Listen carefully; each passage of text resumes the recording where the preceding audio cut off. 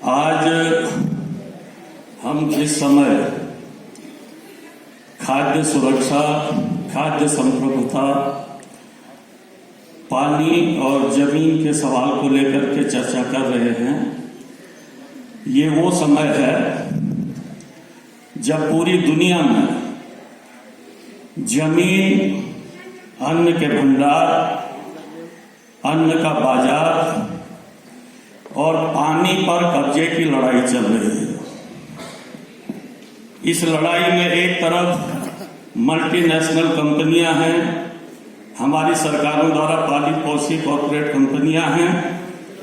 और दूसरी तरफ दुनिया की वो अरबों आबादी है जिसकी खाद्य जरूरतों को पूरा करना जो है हम सबकी जिम्मेदारी है। और हम सब ये जानते हैं कि ये जो कब्जे की लड़ाई है, इस कब्जे की लड़ाई में ये जो जमीन है, पानी है, हमारा अन्न है, ये किसके हाथ में रहेगा, ये इस बात को तय करेगा कि दुनिया की खाद्य सुरक्षा कितनी सुरक्षित है। और इस पृथ्वी को अब बढ़ना नहीं है, पृथ्वी का साइज यही रहेगा, तो पृथ्वी का साइज यही रहेगा। और खेती की जमीन जितनी किसान के हाथ से निकलती जाएगी, कॉर्पोरेट और मल्टीनेशनल कंपनियों के हाथ में जाती जाएगी, जितना अन्न का भंडार उनके हाथ में जाता जाएगा, आप देखेंगे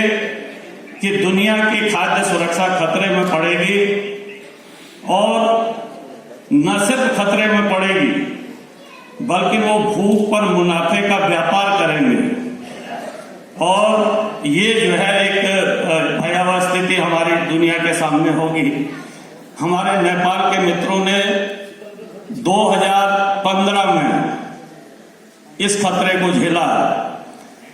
जब हमारी भारत की प्रतिक्रियावादी सरकार ने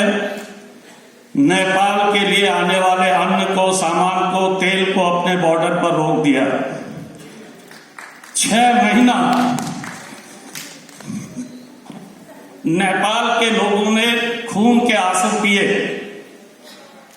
हम लोग अपनी सरकार के खिलाफ इस सवाल पर लड़ रहे थे कि नेपाल में के लिए ये जो आपने रोका है रास्ते को, इसको खोला जाए। तो उसके बाद हमने देखा कि नेपाल सहित कई देशों ने अपने देशों में खाद्य सुरक्षा और खाद्य संप्रभुता को अपने संविधान में भी मौलिक अधिकार का दर्जा देने की तरफ बढ़े हैं। हम सब उसका स्वागत करते हैं।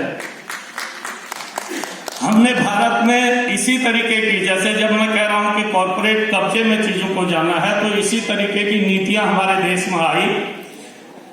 और 3 कृषि कानून, जिनमें एक हमारी खेती को कॉर्पोरेट के हाथ में देना, एक हमारे अन्न के भंडारण को उनके कब्जे में देना, और उसके खुदरा बाजार को भी उनके हवाले करने के लिए जो 3 कानून आए थे, भारत के किसानों ने, हमने उसके खिलाफ दिल्ली को घेर करके 13 महीने तक अपने ट्रैक्टर ट्रॉलियों पर बैठ करके हमने जो है लड़ाई लड़ी। और हमने एक बात कही, क्योंकि अगर हमारी जमीन चली जाएगी, हमारे अन्न के भंडार चले जाएंगे, हमारा बाजार अगर उनके कब्जे में चला जाएगा, तो कॉर्पोरेट जिस मुनाफे के लिए काम करता है, उसको अगर मुनाफा उस अन्न से शराब बना करके होगा, वो अन्न से शराब बनाएगा। उसको अगर मुनाफा इथेनॉल बना करके होगा, वो इथेनॉल बनाएगा। वो गरीब की थाली में जो है रोटी नहीं आने देगा। तो इसलिए हम लोगों ने कहा कि अब जो है अगर देश की खाद्य सुरक्षा को बचाना है, तो इस लड़ाई में एक नारा हम लोगों ने दिया कि हम या तो जीत के लौटेंगे या तो शहीद होकर के लौटेंगे। और 13 महीने जब हमने अपने देश की जो है राजधानी को घेर करके रखा, उस सरकार को उन कानूनों को वापस लेने के लिए मजबूर किया। कल आप लोगों ने खबरों में देखा होगा कि भारत के अंदर हम लोगों ने न सिर्फ संयुक्त किसान मोर्चा, बल्कि केंद्रीय जो ट्रेड यूनियन है और तमाम महिला, युवा संगठन, पूरे देश के सब लोगों ने जनता के विभिन्न सवालों को लेकर के, किसान मजदूरों के एजेंडे को लेकर के पूरे देश में कल ग्रामीण भारत बंद और इंडस्ट्रियल सेक्टोरियल स्ट्राइक की। पूरे देश में इसका बहुत व्यापक असर हुआ है। और राम मंदिर के नाम पर जिस तरीके तरीके से हिंदू राष्ट्र के निर्माण के लिए एक अभियान वहां भाजपा आरएसएस द्वारा चलाया जा रहा है, उसके खिलाफ हम लोगों ने मजदूर किसानों के आम जनता के मुद्दों के एजेंडे को जो है वहां की राजनीति में स्थापित करने का जो है अभियान चलाया और उनका अभियान जो है थोड़ा से फीका पड़ा है। तो जहां तक बात है कि ये जो खाद्य जो कृषि संकट है, ये कृषि संकट न सिर्फ हम एशिया के लोग इसको महसूस कर रहे हैं, इसको झेल रहे हैं, बल्कि आज आप देख रहे होंगे कि यूरोप के अंदर, अमेरिका के अंदर ये कृषि संकट गहराता जा रहा है। जिन देशों के बारे में हम लोग कहते हैं कि भाई उनकी वजह से ये हमारे देशों में कृषि संकट आया है, आज अगर आप देखें तो यूरोप के अंदर जर्मनी है, यूरोप में जो है तमाम देश है, फ्रांस है, नीदरलैंड है, रोमानिया है, बुल्गारिया है, स्पेन है, पोलैंड है, ये तमाम देश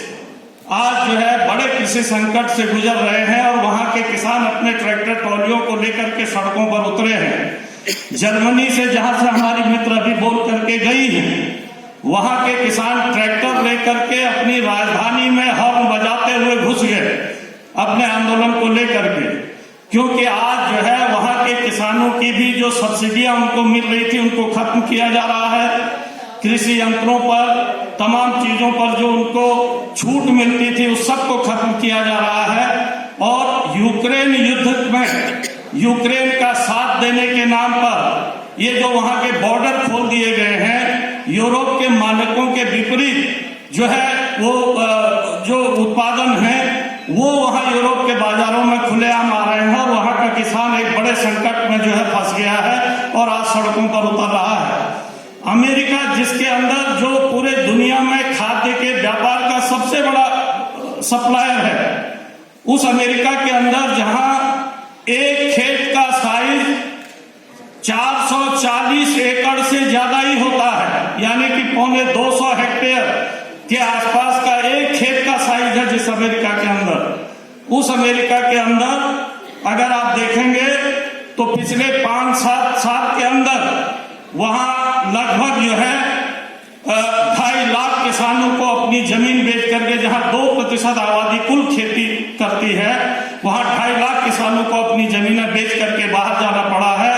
क्योंकि वहां भी जो है जो चिकित्सा सुविधा है वो इतनी महंगी हो गई है, शिक्षा, बच्चों की देखभाल इतनी महंगी हो गई है कि किसान जो है उसको नहीं कर पा रहा है। और जो छोटा और मध्यम किसान है उसको भी अमेरिका जैसे देश में जहां इतने बड़े बड़े फार्म होते हैं वहां भी अपनी जमीनें बेचने के लिए मजबूर होना पड़ रहा है। और ये सारी जमीनें बड़े बड़े कॉरपोरेट के हाथ में जा रही हैं, बड़ी बड़ी मल्टीनेशनल कंपनियों के हाथ में जा रही हैं। तो ये सबको जो है हम लोगों को जो है समझना होगा।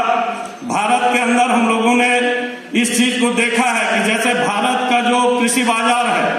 इसमें अगर आप देखेंगे तो हमारे बीज बाजार पर 2 अमेरिकी मल्टीनेशनल कंपनियों ने 75% कब्जा कर लिया है। आज वो 1.5 लाख रुपया किलो के हिसाब से हमको टमाटर का बीज, उसका शिमला मिर्च का बीज बेच रहे हैं। आज हमको 25,000 से लेकर के 80,000, 1 लाख रुपए किलो के भाव से गोभी और टमाटर का बीज जो है बेच रहे हैं। इसी वजह से हमारी खेती महंगी हो रही है, उत्पादन महंगा पड़ रहा है और हमको उस हिसाब से जो है कीमतें नहीं मिल पा रही हैं। तो इसलिए हम इस चीज को हम लोगों को देखना है कि जब हम खाद्य सुरक्षा की, खाद्य संप्रभुता की बात करते हैं, तो जिन देशों ने भी संप्रभुता को लेकर के कानून पास किए हैं, संविधान में उसको दर्ज किया है, तो ठीक बात है, लेकिन पूरी दुनिया की हमारी जो बनावट है, हर देश खाद्य संप्रभु नहीं हो सकता है। जो देश खाद्य संप्रभु हैं या हो सकते हैं, ये उनकी जिम्मेदारी है कि वो दुनिया की खाद्य सुरक्षा की गारंटी करें।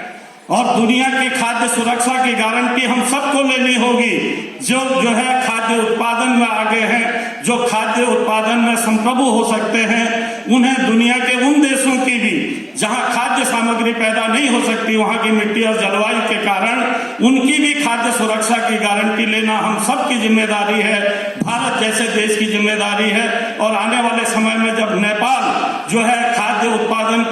को जो है आयात कराने के मामले से जो है उबर जाएगा, तो ये फिर नेपाल की भी जिम्मेदारी होगी कि हम दुनिया की खाद्य सुरक्षा की गारंटी को जो है करें। और इसी के साथ, क्योंकि समय बहुत कम है, मैं इतना ही कहूंगा कि खाद्य सुरक्षा अगर दुनिया की करनी है तो हमें या तो अपनी जमीनें हमारी, क्योंकि ये जो धरती है, ये जो पानी है, ये जो हवा है, ये जो प्रकृति ने हमको दिया है, इस पर हम सबका, हर मानव का बराबर का अधिकार है। इसको जो कब्जाने की होड़ है, इसके खिलाफ हमको एक बड़ी लड़ाई लड़नी है, अपने देशों में लड़नी है, मिलकर के दुनिया के लेवल पर लड़नी है। और हमें अगर खाद्य सुरक्षा की गारंटी करनी है तो इसके लिए हमें ऐसी सरकारों का निर्माण करना होगा जो जनपक्षीय हों। और हमें जब तक कोई जनपक्षीय और समाजवादी व्यवस्थाएं दुनिया के अंदर स्थापित नहीं हो जाती हैं, तब तक हमारे किसानों के हाथ से, हमारे जो है आदिवासियों के हाथ से उनकी जमीनें ना छीने। इसकी लड़ाई को हमको अंतिम दम तक लड़ना होगा। आप सबका धन्यवाद।